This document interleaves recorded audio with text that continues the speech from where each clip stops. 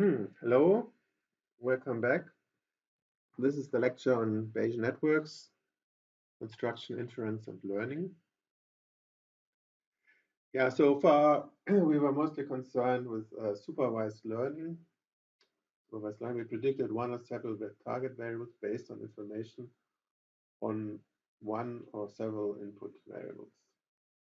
And yeah, it's sort of surprising that this view is so strong in machine learning, and it's probably something which is not 100% understood. I think I gave you some attempts of explanations in the earlier lectures, but sometimes, like if you want to put machine learning down, and deep learning is say it's just function fitting or curve fitting. Whatever. Today we will learn that there's more than just input-output models or supervised learning. Although I guess at the end what we are learning are just like pieces of a supervised model, which we then put together to form a more complex model. Yeah, if applicable, supervised learning is often the best solution, and powerful models such as neural networks and kernel approaches are available. But there are also cases where supervised learning is not applicable. For example, if there's not only one target variable of interest, but many. So, for example, in a medical situation, different variables might represent different diseases, and you're not always interested in predicting the same disease, but different kinds of diseases. And second, if for each data point different variables might be missing, yeah, for example, again, for clinical situation, for some patients, you might have more complete information. For other patients, you have less complete information, and you don't just want to train a separate model for each situation. You would like to have one model which can do it all.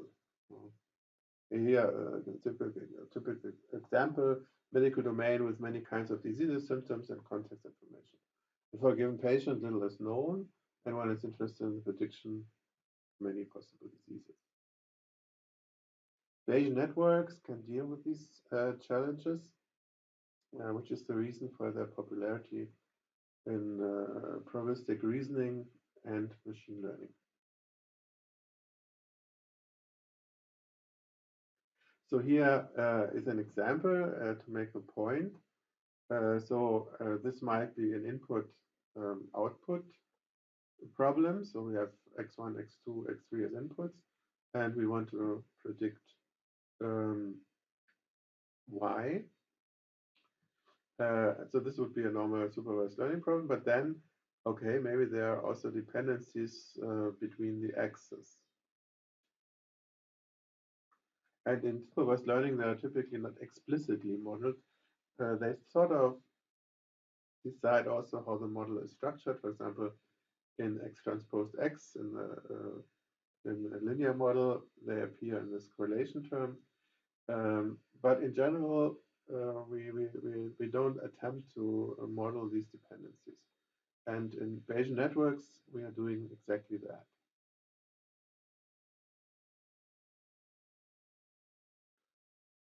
So a Bayesian net also clarifies the dependencies between the inputs. I guess this is similar than before. And but this is drawn more like a Bayesian network is drawn. There's one parent node, which is then the parent of other nodes, and they are then the parents of y in this case. And this structure is called a DAG, directed acyclic graph. So it's a graph because there are nodes and links between the nodes. And it's directed because we have arrows. And it's acyclic. So if you follow the arrows, you should not have a loop. If you take the arrow direction away, you can have loops. Here's a one loop on x2, x3, y, or here's another one. So there are many loops here, but there's no directed loop. So if you follow the arrow direction, you cannot form a loop. So in part one, which we are covering today, we are leaving out the learning part and talk about construction inference with known probabilities, with known conditional probabilities.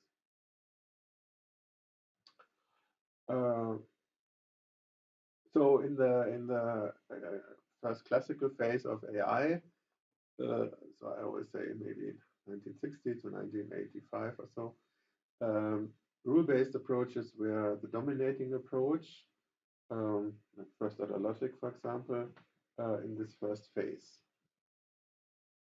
But a problem which was discovered pretty early on was that deterministic rules cannot easily deal with uncertainty and ambiguity.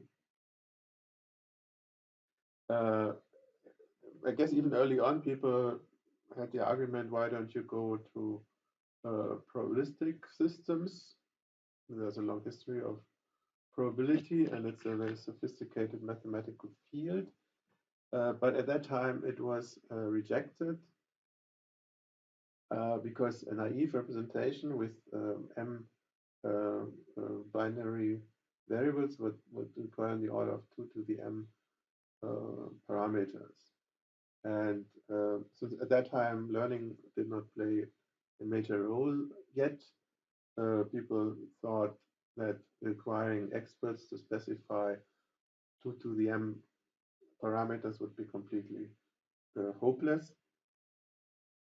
And they went into other directions like fuzzy modeling and so on, but it never really was extremely successful. In BayesNets, the trick is to construct a high-dimensional probability distribution based on a set of local probabilistic rules. So although a very high-dimensional domain is modeled, the expert only has to specify a reasonable small number of parameters of conditional probabilities. Bayesian networks are also closely related to a causal world model. We will briefly talk about it. Causality itself is a big area of research, very interesting area, but beyond our lecture. Yeah, Bayesian networks, they were essentially introduced by Judea Pearl, who also did major work on causality. And so he took on the challenge and said, maybe we should consider probabilities as being the right formalism for uncertainty in AI. And initially it was a small field, now it's one of the main approaches in AI. And it also has great influence on machine learning. Also, it teaches us about how to work with networks. So to give you a concrete example, this is the famous standard model, the chess clinic. And it's a causal model. So what you're seeing here are diseases, so tuberculosis, lung cancer, and bronchitis. And you're seeing findings or diagnosis. Evidence, symptoms, positive X-ray. So if your X-ray is Röntgenstrahlung and so on, if that shows a sign of something, and if you have dyspnea, which is shortness of breath, this is what you can measure, and you want to predict the diseases. So that's this layer. And then there's another layer on top, which tells you like the preconditions for your diseases. So at that time, it's a long time ago, a visit to Asia was considered to be harmful, or it would increase your probability of getting tuberculosis. And smoking changes your probability for getting lung cancer or bronchitis. And as you see, we need to define the variables or the nodes in the spatial network. So in some domains, they're quite obvious. Sometimes it takes some effort. No? So tuberculosis, lung cancer, bronchitis, dyspnea, positive X-ray, visit to Asia, and smoker. And here's an intermediate node which simplifies the modeling. But from the content, it's not so significant. So we have to define the nodes. Then we have to define which causal direction, direct causal dependencies are there.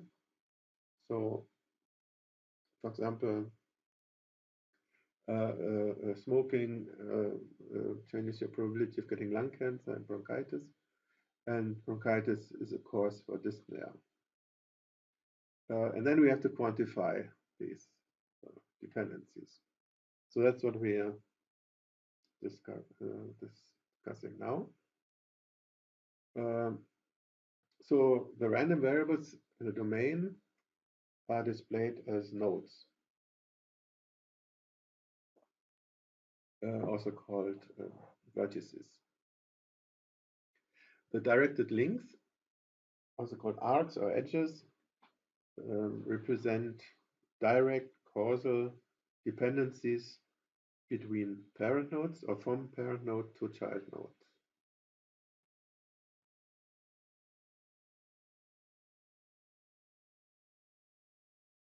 And then we have to ask the expert to quantify the dependencies.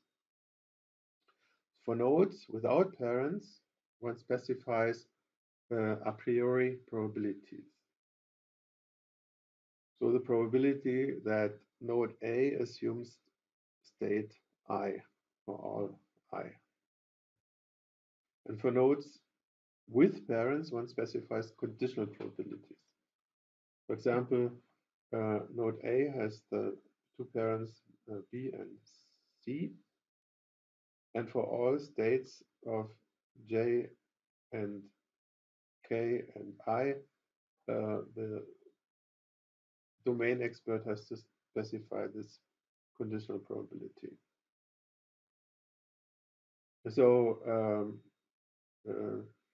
we have to specify these local probabilities, for example, lung cancer given smoking, bronchitis given smoking and given non-smoking,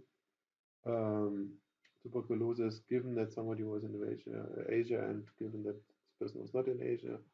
And so sometimes we have two parents, then this obviously becomes a little bit more difficult.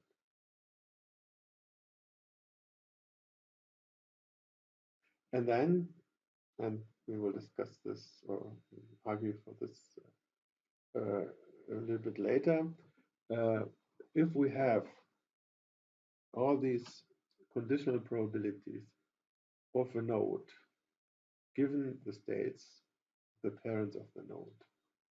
And so we need to have these quantified, these conditional probabilities.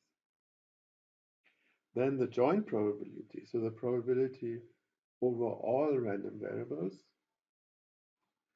is simply the product over all these expressions.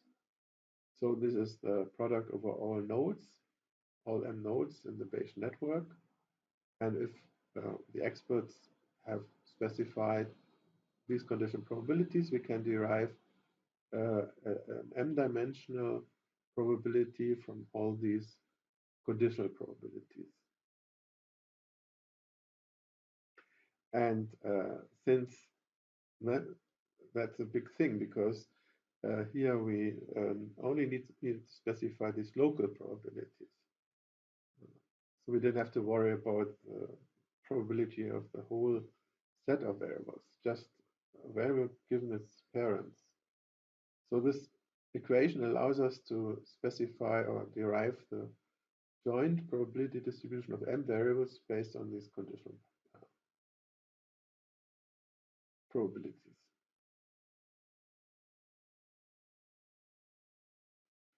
And this is not so easy, not so difficult to derive.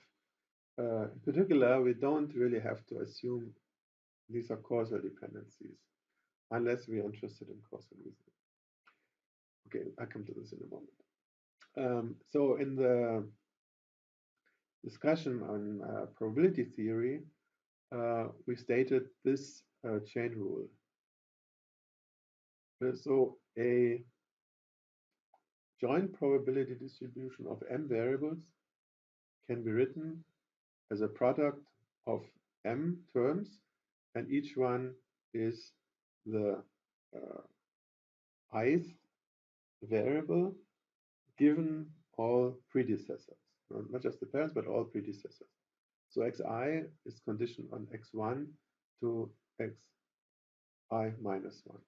So we start with x1, which depends on nothing, and then the last one, xm, depends on all predecessors. So that's nice, but it does not yet simplify greatly the problem. But often it is the case in many domains that a variable does not depend on all the parents. In other words, if a subset of these variables on the right side of the conditional sign is known, this conditional probability for xi is independent of the remaining input variables. So that's a statement of a conditional independence.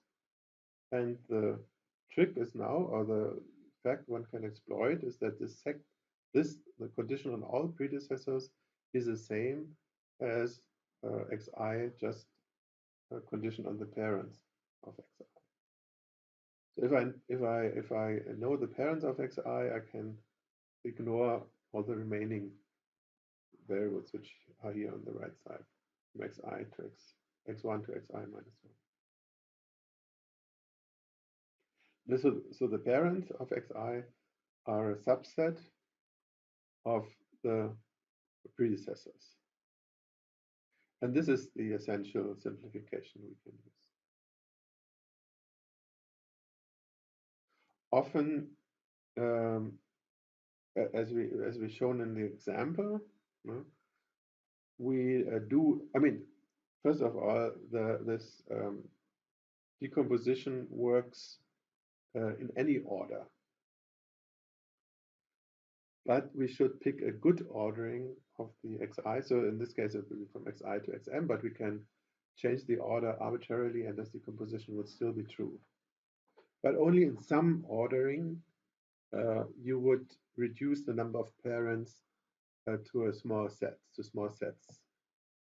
And this is typically the ordering you are getting when you are obeying the causality in the model, as we did here. So these are not just a nice ordering and conditional probabilities. We also imply that these are causal dependencies.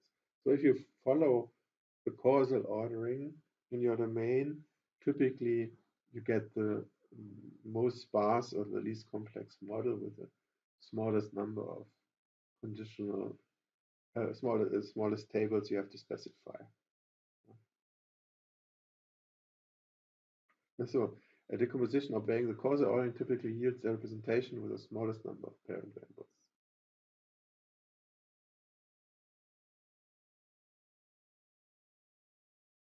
Yeah, and there's a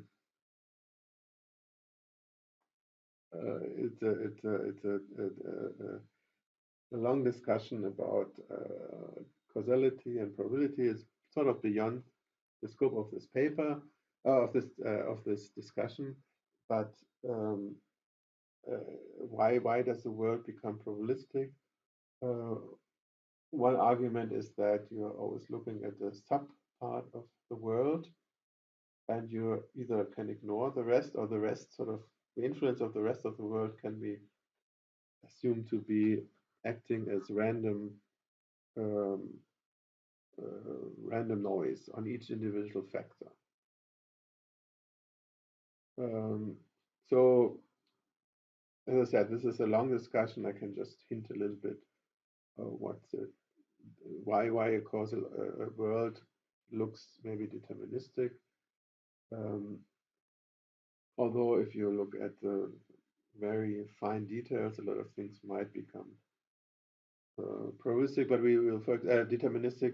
But we will take a look at the troubleshooting system, and it's a deterministic thing. It's a printer, and the probabilities come in because you are ignoring some details.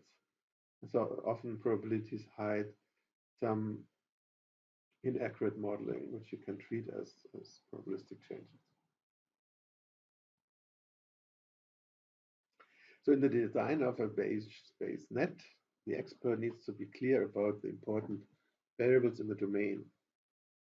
And the expert must indicate direct causal dependencies by specifying the directed link in the net. And the expert needs to quantify the causal dependencies. The expert needs to define the conditional probability tables. So let's use that three things: define the random variables or the nodes, define the links, and then quantify the links.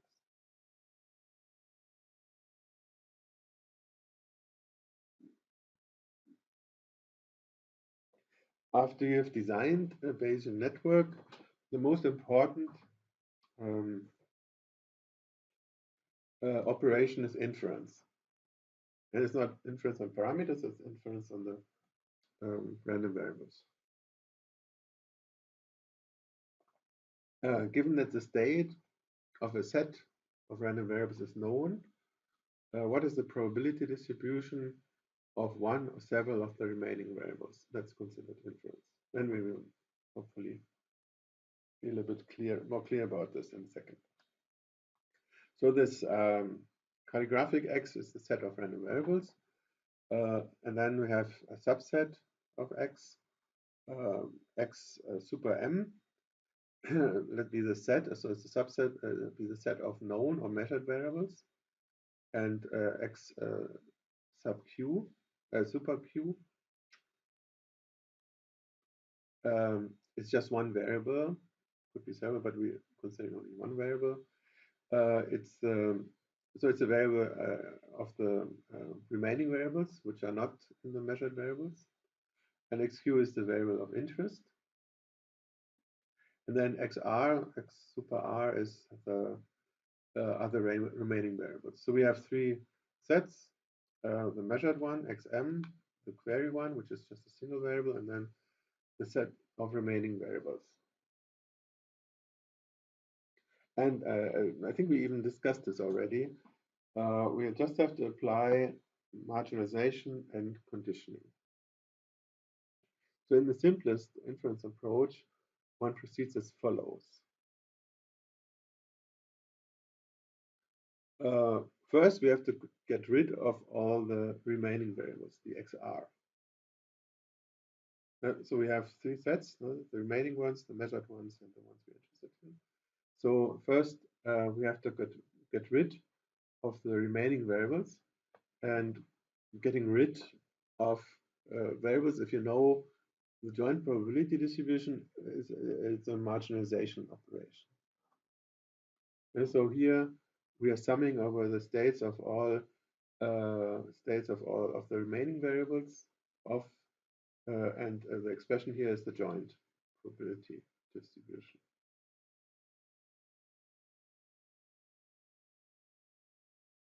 So this gives us the distribution, or the probability distribution of the variables we're interested in, the query one and the measured one. Then we have to do one more marginalization. Well, this is the big one, this is the small one. We also integrate over the Q, the query variable, which is only one. So that's simple. And then we get what we want, the conditional probability of the query variable given the set of measured variables is simply this expression, divided by this, and this is just a conditioning operation. And so the important things are the marginalization, another marginalization, and then simply dividing the two terms.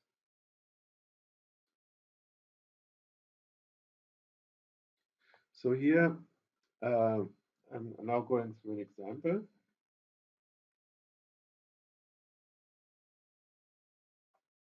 And it's it's also a famous example from Pearl's book on nation networks.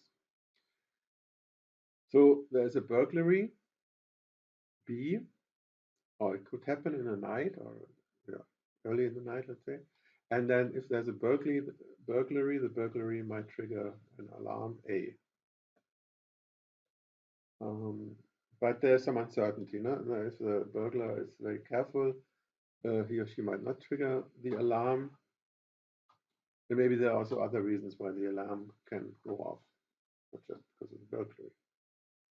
But in the simple model, we have a probability for burglary during the night, let's say. So this is 1%, and 99% is there's no burglary.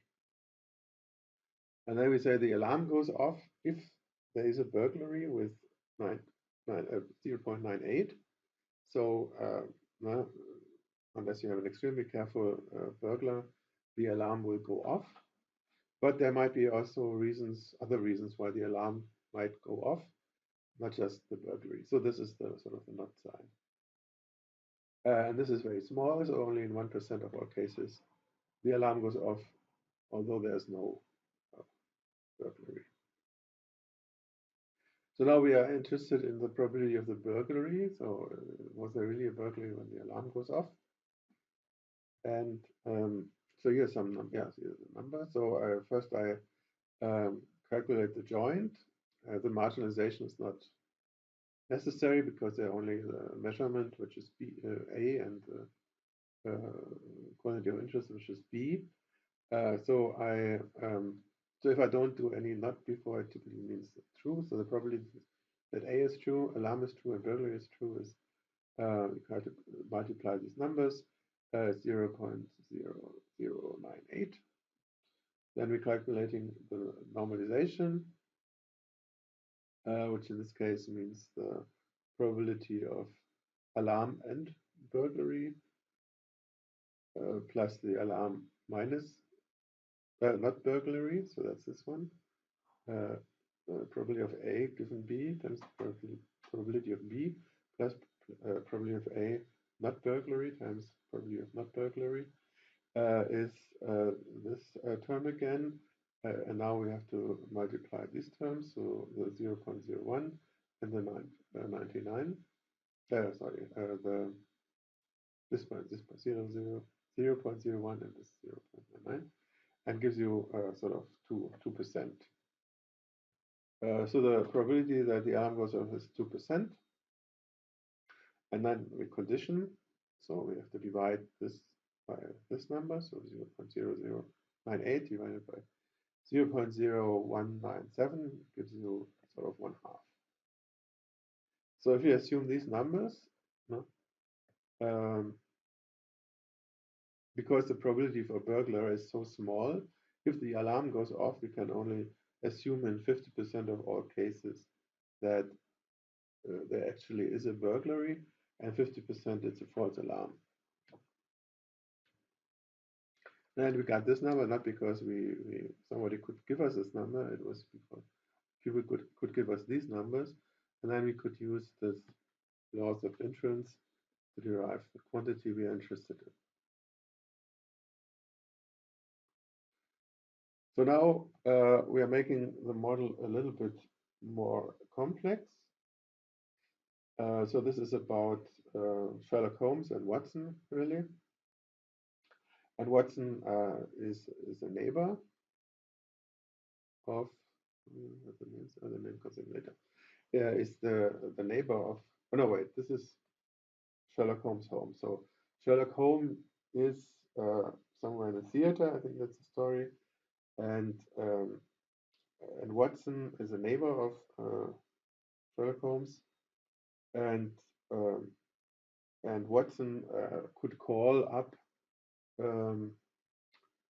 Sherlock Holmes because he heard an alarm in his house, Sherlock Holmes' house. But we also assume that Watson likes to joke, so sometimes he calls up and just says there's an alarm, but there's no alarm. So we have to specify everything in terms of probabilities. So here's the model, the probability for burglary, the probability that alarm goes off given the burglary, and then the probability that Watson calls given that the alarm goes off. And here's an independency because he only knows about the alarm. He doesn't know if there's a burglary or not. Otherwise, we would have to write P of W given A and B. And then we leave B away, indicates an independence. Also, you see it here in the graphical model. There's no direct link from burglary to Watson. So we need these probabilities. The probability that Watson calls given there's an alarm is 0.7. So he might not hear the alarm. And the probability that Watson calls given that there's no alarm is 0.1. So he's joking something. If you plug in the numbers, we have to do first the marginalization, which means integrating the alarm. So we have to consider the alarm case and the non-alarm case. And this would give us a probability for Watson being true and burglary being true. Then we can normalize by another summation over burglary. And when we condition and plugging in all the numbers, we get out that only in 6% of the cases that Watson calls, it's actually a burglary. Because he might also call if there's nothing going on and the probability of burglary is very small. And as you see before, the alarm can also go off even if there is no burglary going on. So you can, of course, question these numbers, and then you might get other numbers out. But this is, I think it's quite cool. You specify something you might easily be able to specify, and then you get numbers out you're really interested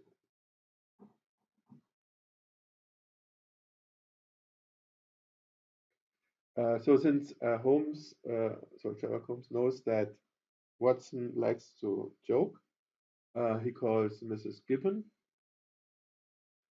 She's reliable, but also has an alcohol problem. So if she confirms the alarm, given there is an alarm, we assign 80% to it. And the probability that she would confirm the alarm, given that there's no alarm, we give that 20% probability. So now we just have to add one more term because this is still like probably we can read the joint probability directly from the graphical model. Probability of burglary, probability of alarm given burglary, probability of Watson given alarm, and probability of given confirming the alarm. And so this is just another term here we can add to our joint probability calculation.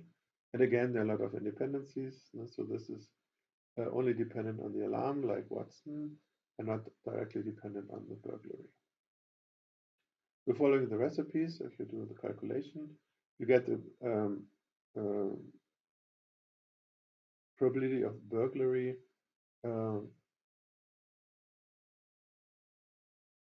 given Gibbons confirms that would be 3%, but the probability of burglary given that Watson has called and Gibbons has confirmed is now 20%. So the probability goes up considerably if there's a second form of evidence, and we now know exactly how to deal with that. So we can build very complex models.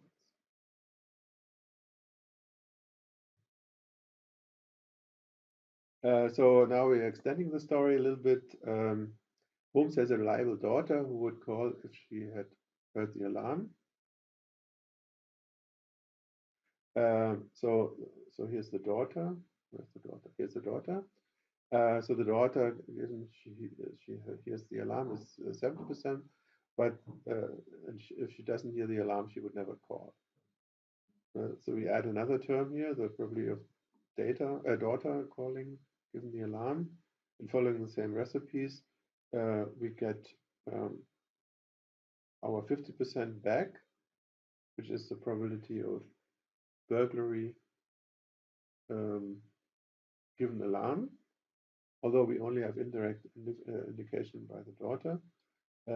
But because this term, the probability of alarm given daughter is 1, because he would never call if there was no alarm. So I think this is, oh, there's one more. Okay, now comes another very important step. So we are not entering more evidence here in the bottom. We are now entering an earthquake, which is another cause for the alarm. Yeah. And but since Holmes is not at home, he doesn't know about the earthquake unless it's reported in the radio. That's the assumption here. So we have earthquake as a cause for the alarm, and earthquake is also a cause for the radio report. And we have a very small probability for the earthquake, and we have like 40% that it's reported in the radio, and Holmes listens to it, given the evidence. So we have to specify the probabilities of alarm, because now it's the earthquake is a parent, and so alarm has 2 parents, earthquake and burglary.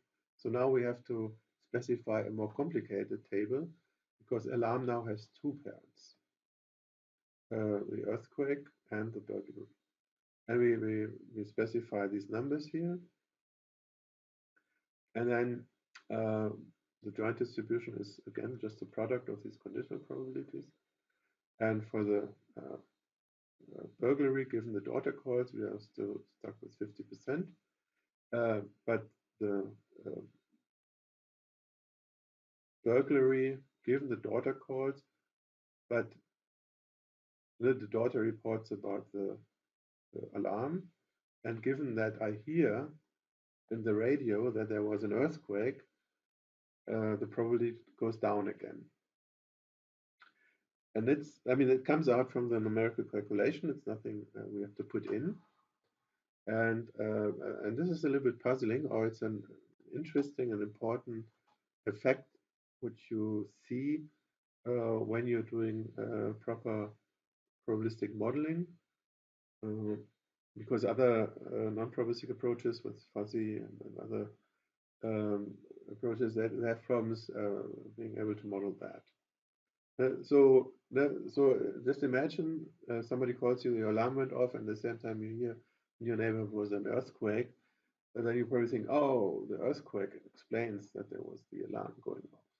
So it's probably not a burglary, and that's exactly what is reflected in these numbers. So if I not just hear the daughter calling that the alarm went off, but I also at the same time I hear the radio report that there was an earthquake, the probability for burglary goes down again. And again, there's nothing we put in. It's something which comes out of the models, and it's called, and this effect is called explaining away effect, because there's another explanation for the alarm in this case. You don't have to say it must have been burglary. And so I hope you get the attractiveness of this approach. You can build complex probabilistic models, and the machinery of inference will then tell you what you're interested in. You just have to be careful that ideally you follow the causal dependencies, and in practice you can do it, you do it. You should do it, because then you have the largest number of independencies. If you would have selected another order of variables, a convenient one, you probably would not see any dependencies, and the expert would need to specify a huge number of large tables, a large number of large tables. So, so this was nice. I think it was also around 85 when Pearl wrote the book, and people started to get interested in this. And then it took another maybe 10 years that people, and particularly also companies, really paid attention. And one reason was this printer troubleshooter from Microsoft, um, which was also shipped in the product, or it was accessible as an interface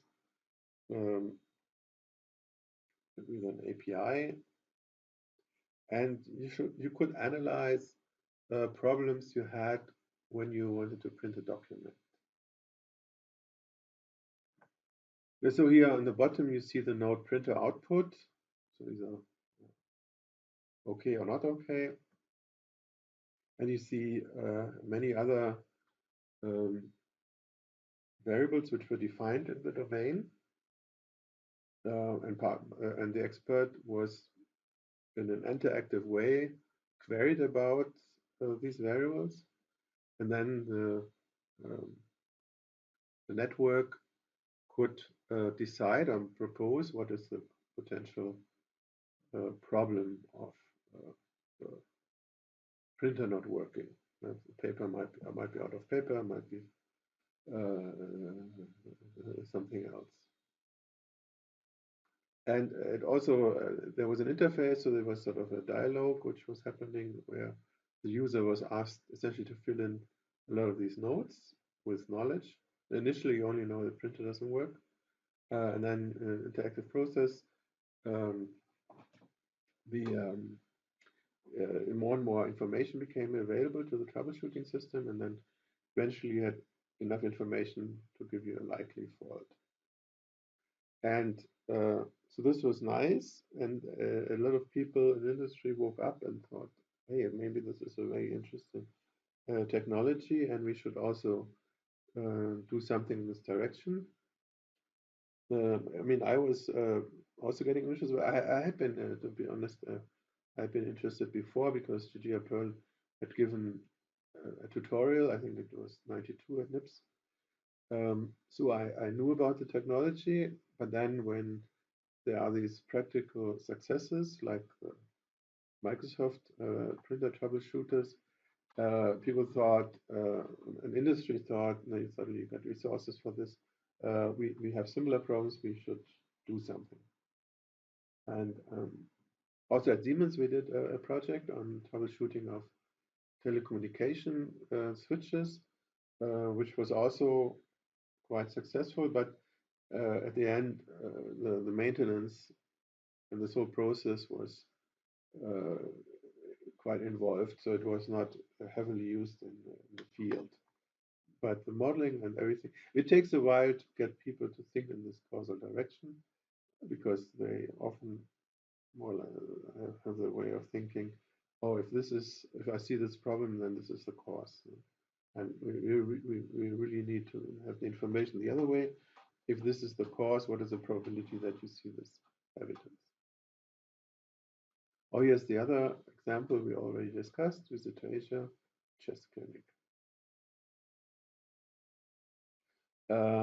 Yeah, here's an example from the medical domain. So it's monitoring intensive care patients, and it consists of 37 variables. So these oval nodes here, and the expert has to specify only 509 parameters instead of 2 to the power of 37 in the most general case if there would be no independencies. So again, you see the power of this approach where you can exploit independencies in the model. You might also notice that they try to avoid many patients. So occasionally they have 2 patients, two parents, so not applications. Here there's one with 4 parents, and if you follow the link, there's no loop. This is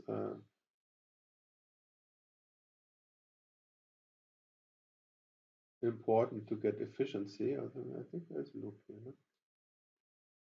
Oh no, there's no loop. So there's no loop because then no, there's no directed loop because they are forbidden. I guess there are undirected loops here.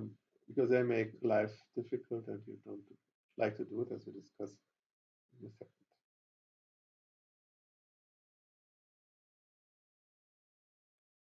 So the Holmes network contains so-called propositional Boolean variables such as alarm and burglary, because it's a clear assignment to which house it refers to. And also the alarm network might only be applicable to a particular clinic. So in this sense, they are examples of propositional Bayesian networks. And this can be thought related to propositional logic if you're familiar with that. So Munich is in Bavaria would be propositional statement. There are no variables involved. No, there's only one Bavaria and there's only one Munich. But the chess clinic and the printer troubleshooter are applicable to any patient or to any printer. Thus, here the BayesNet defines a template applicable to all patients or printers. So this is sort of a step in the direction of predicate logic, where you say for all printer or for all patients this is true. And if you go to relational probabilistic models and other things, here in fact you have the full power of relational modeling, which is the basis of first-order logic.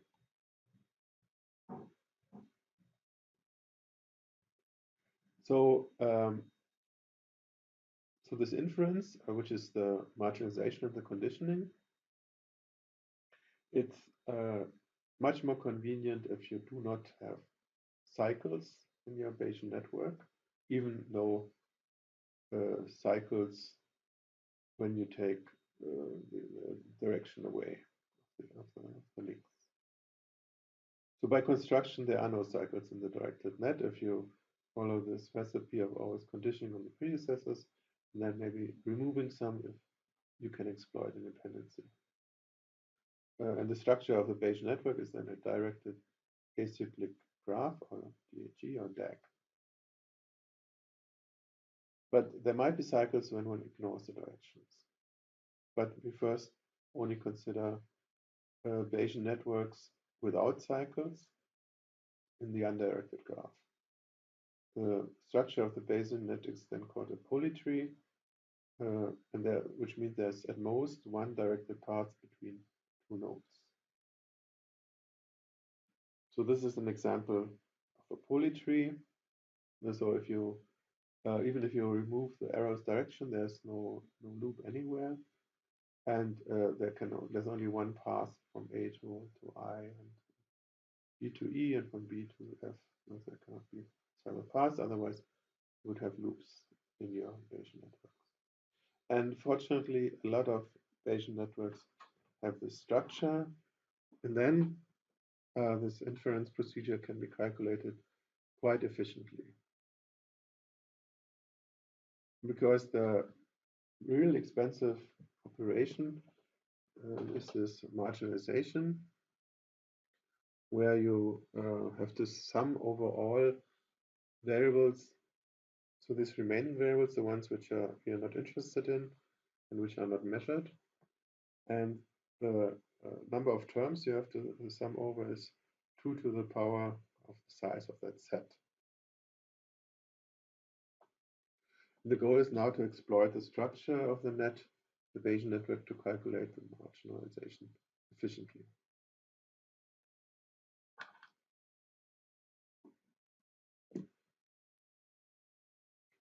We're starting with a relatively simple example. and it's a so-called a Markov chain. So we have m nodes or variables, and now I draw them not as ovals but as these rectangles, and these boxes indicate the different states this random variable can be in. So we're not just considering Boolean variables which are true or false, but we consider a slightly more general case that a node can assume several states, not just two.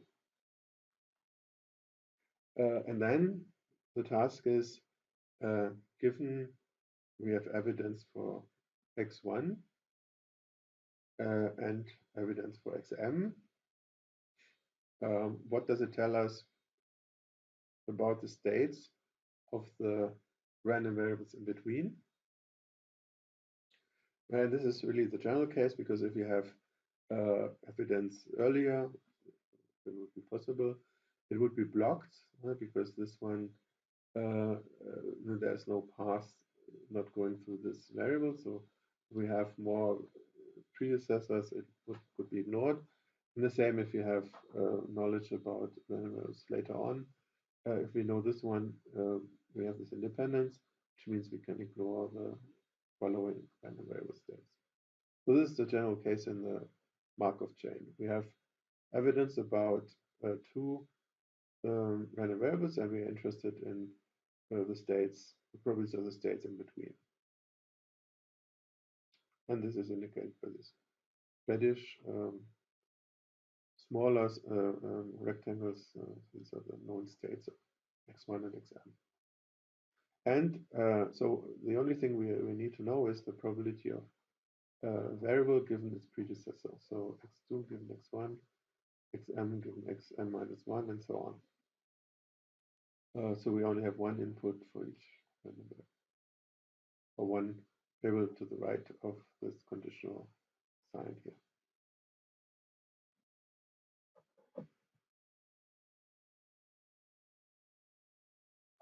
And the idea is now to propagate, that's why it's called belief propagation, propagate this information in the direction of the arrows,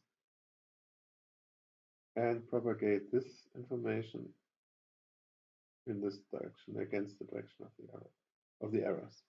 So let's first consider how this information here propagates to later random variables or later nodes in this chain. So we assume that x1 has state x1, so large x1, state small x1. And then we are using this expansion here. So we define the quantity pi I of xi as the probability that xi assumes xi given x1 assumes x1. Yeah, so this would be the probability of some node here, given that only x1 is known, but xm would be unknown. So we only assume x1 is known, and we want to know xi. And the trick is now to expand this term and write this as a marginalization. So we add the probability, the state xi minus 1 equals xi minus 1, and we sum over xi minus 1. And so this is the same thing, because this marginalization of xi minus 1 gives us exactly this expression back.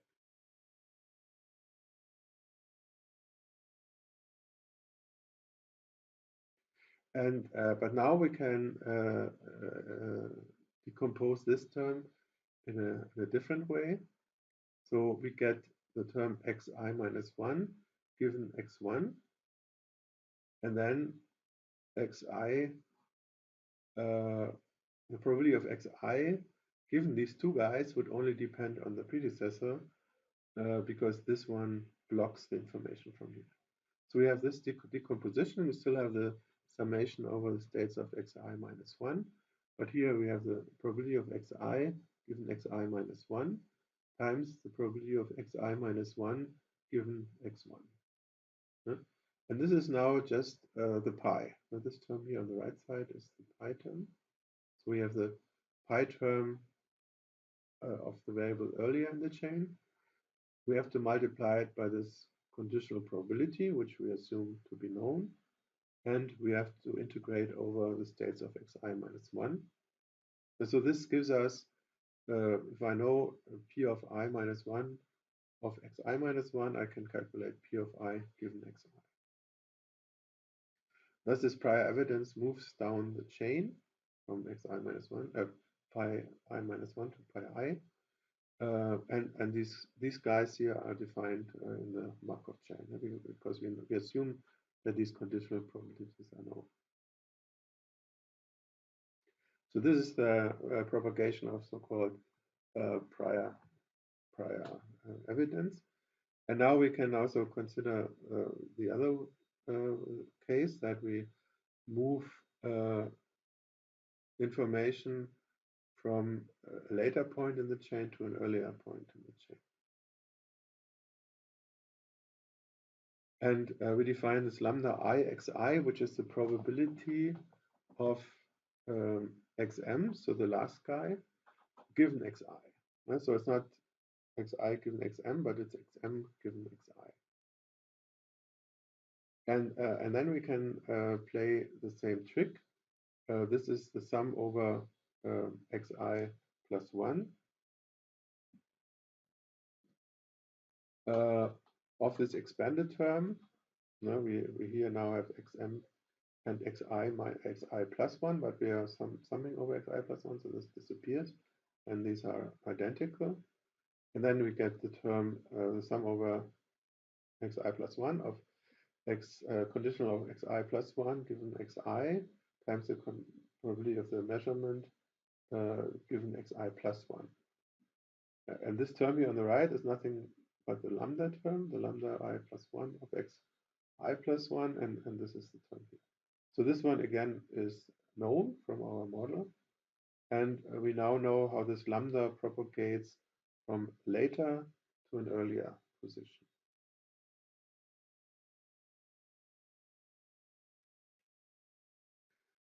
And now we can exploit that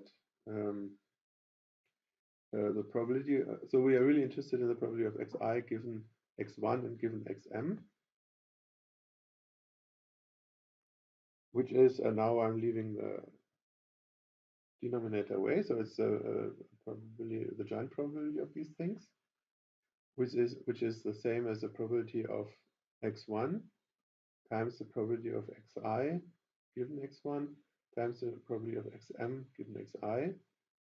And this is the same as the product of the pi probability of I times the lambda probability of I.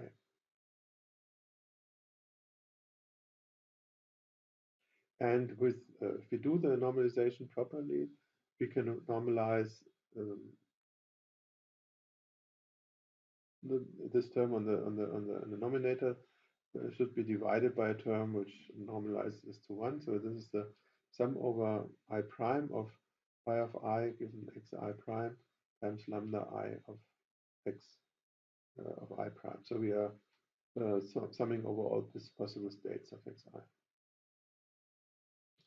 And this now is the right term for the probability of xi given x1 and given xm.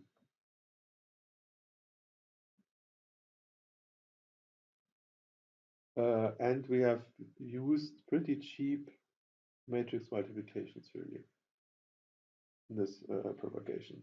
So here it's shown graphically again. The pi information propagates from x1 down the chain here, and the xm propagates from a later point to an earlier point.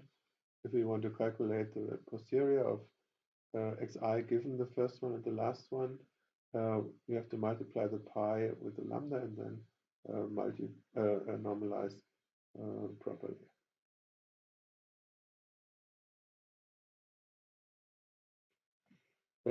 So this was the propagation in the chain, And this can be generalized to the propagation in polytrees.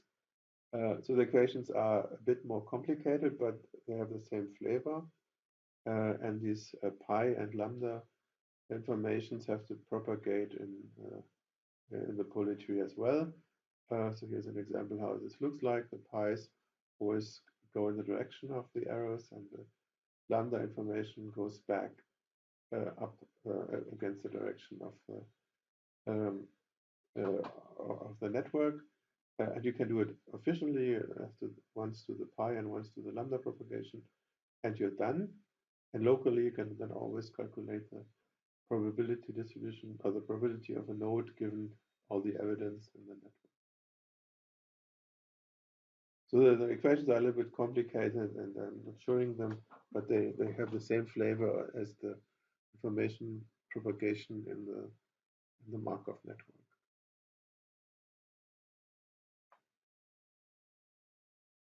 And it's also possible, so this would be the expected value of a node given the evidence which is known.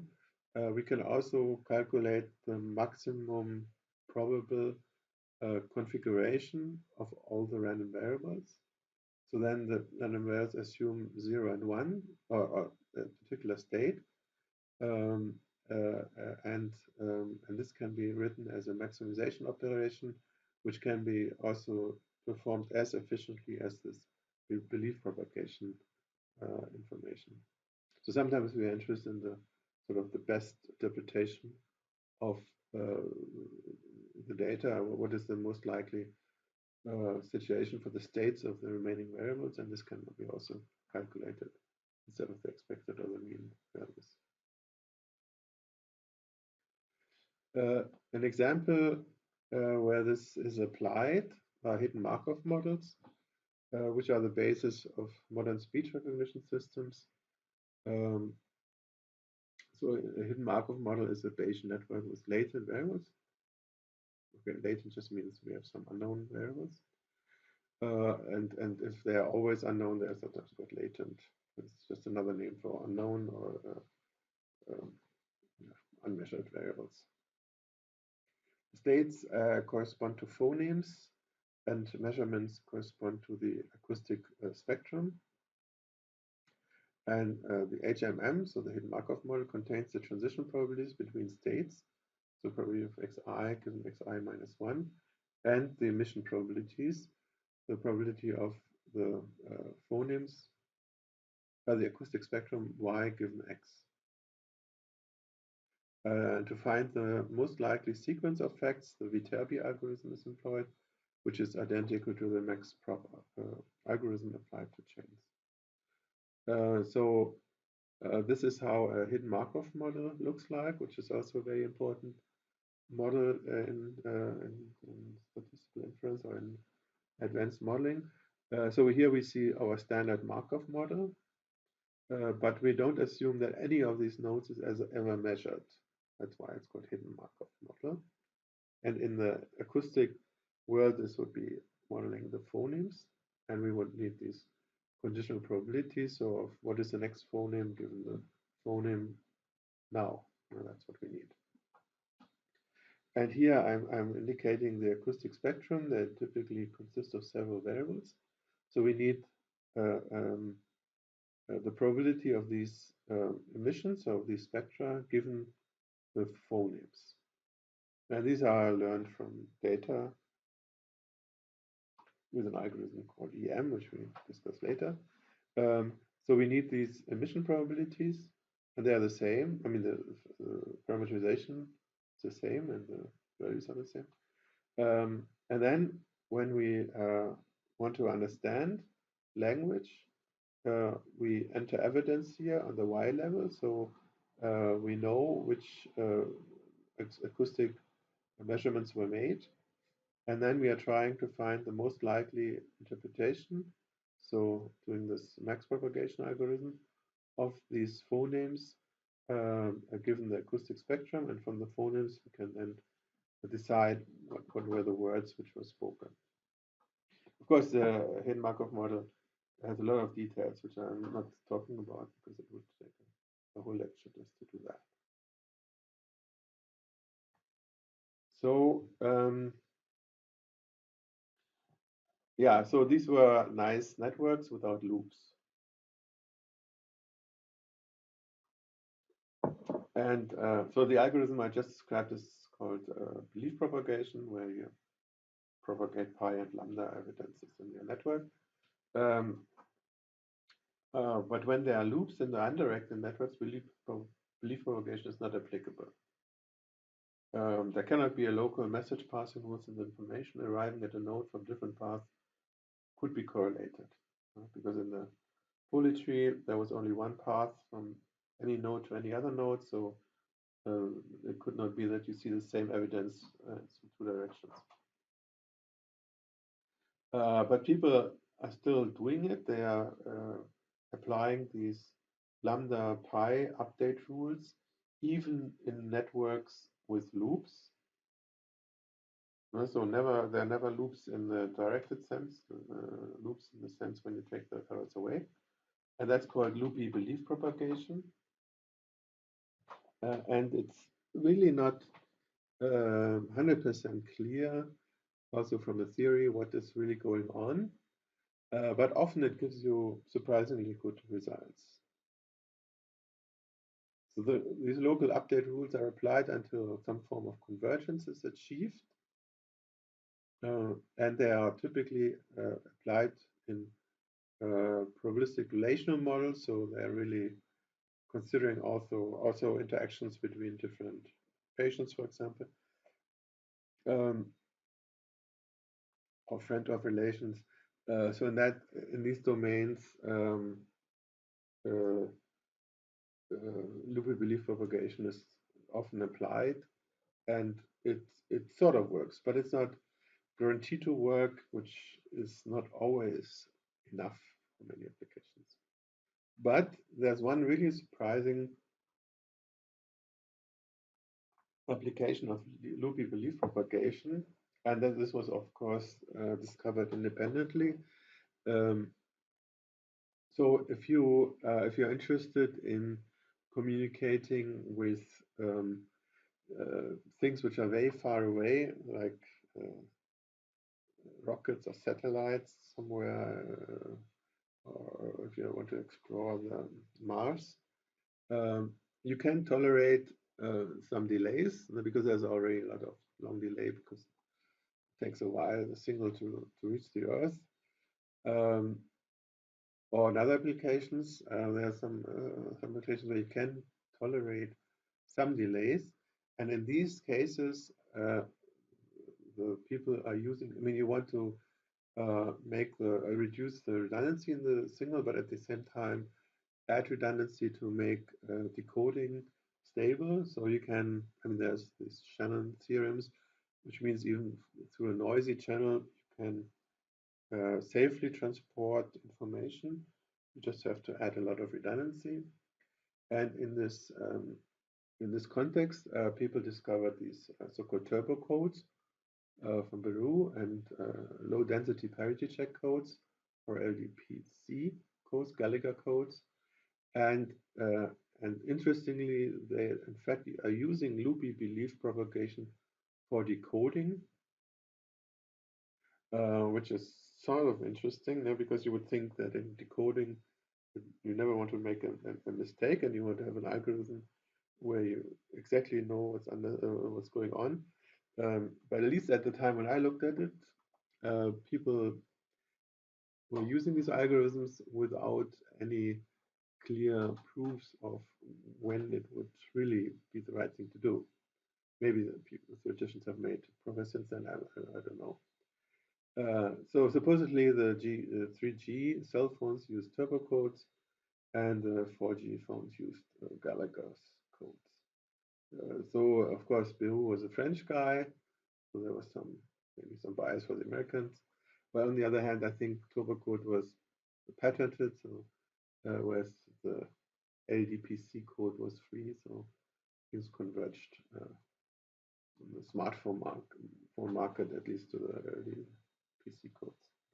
So it's an interesting connection from belief propagation, loopy belief propagation, to decoding of in satellite communication. But it's not quite as bad. I mean, there is an algorithm which does the right thing, and one of them is called junction tree algorithm, and most commercial or non-commercial systems contain a form of the junction tree algorithm. It does the right thing. The problem is it also has some scalability problems. So the algorithm combines essentially variables such that the resulting net has no loops. And the junction tree can be inefficient. Junction tree algorithm can be inefficient when the combined variables have many states. So by combining variables to form a new super variable, one can remove the loops. So here's an example. So this is a Bayesian network, which means something, whatever. So maybe, yeah, but I don't want to speculate what it means. But there are 4 nodes, and obviously there's a loop. No? So ln. So if I take the errors away, there's a nice loop here. So I cannot just apply a belief propagation, but if I form these super variables or these cluster variables, so if I just say there's one node which consists of the states of Mary and Susan, so if this would have 2 states and 2 states, then this would have 4 states, then I achieve a network without loops. Of course, I have to deal with a larger number of states, so the computation becomes a little bit more complicated due to that, but I get the right inference condition. And this is called junction tree algorithm. So I just give you the basic idea. There are a lot of issues. What is the best junction tree given Bayesian networks and so on. So coming back to the design of a Bayes network, because there's also an issue we haven't talked about yet. So the expert needs to be clear about the important variables in the domain. The expert must indicate direct causal dependencies by specifying the directed link in the net, so 1 and 2, and then 3. The expert needs to quantify the causal dependencies, define the conditional probability tables. But this can be challenging if a node has many parents. So if a binary node has n binary parents, then the expert needs to specify 2 to the n or 2 to the n minus 1 numbers. That's more or less impossible. To simplify this task, one often makes simplifying assumptions. The best known one is the so-called noisy OR assumption. So this is applicable when, let's say, there are many causes for somebody getting fever. So X, so many diseases give you fever. So X would be fever or non-fever, and U1 to UN would be the different diseases which give you fever. And since you might have several diseases, if you have only one of these diseases, it's simple. But if you have different combinations of diseases, then in the worst case, for any combination of U's being true or false, you might have to specify a very different probability. Because maybe for some reasons, 2 diseases which give you fever individually don't give you fever if you have both of them. But this is rare, and sometimes, so the goal is to exploit simplifications in the dependencies in a elegant way and in a way which is appropriate for the domain. And there are different number of these tricks, if you want. The best known one is called noisy OR. So not the exclusive OR, it's the noisy OR. So let's Qi be the probability that that there's no symptom, so x equals 0, when the disease I is present, but all other diseases are non-present. So we can say that 1 minus this qi is the influence of a single disease on the symptom x. But we specify q, which is the probability of not having the symptom given the disease. Then one assumes the probability of not having the disease, having some diseases and some not diseases, so the states of ui, can be written as a product of the qi to the power of ui. So if ui equals 0, so we don't have the disease, this disappears. I mean, it's just a 1. So it's essentially a product of the QIs of the diseases the patient has.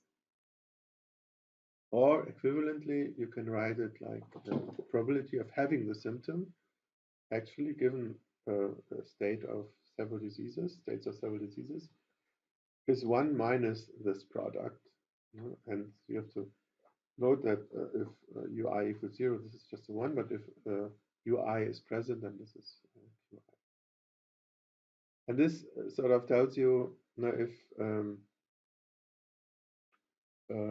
you have no disease, so all the ui's are 0, then this is 1 minus 1 is 0. So the probability that you have the symptom is 0. So we also assume some sort of completeness here. And if you have several diseases, then this product gets smaller and smaller because these numbers are smaller than 1. And the probability for having the symptom increases. And so this is just a simplification in modeling, and it has to be justified. So in diseases, so the idea here is if you have one disease which might give you fever, you have another disease which might give you fever. If you have both of them, the probability of fever should go up in a smooth way. So that's one of the convenient modeling tricks people are using. Okay, so this was the lecture on a lot of things concerning Bayesian networks, modeling, how you set up a Bayesian network, how you do inference in Bayesian networks. And next time we will talk about how you do machine learning in Bayesian networks. So thank you very much for your attention.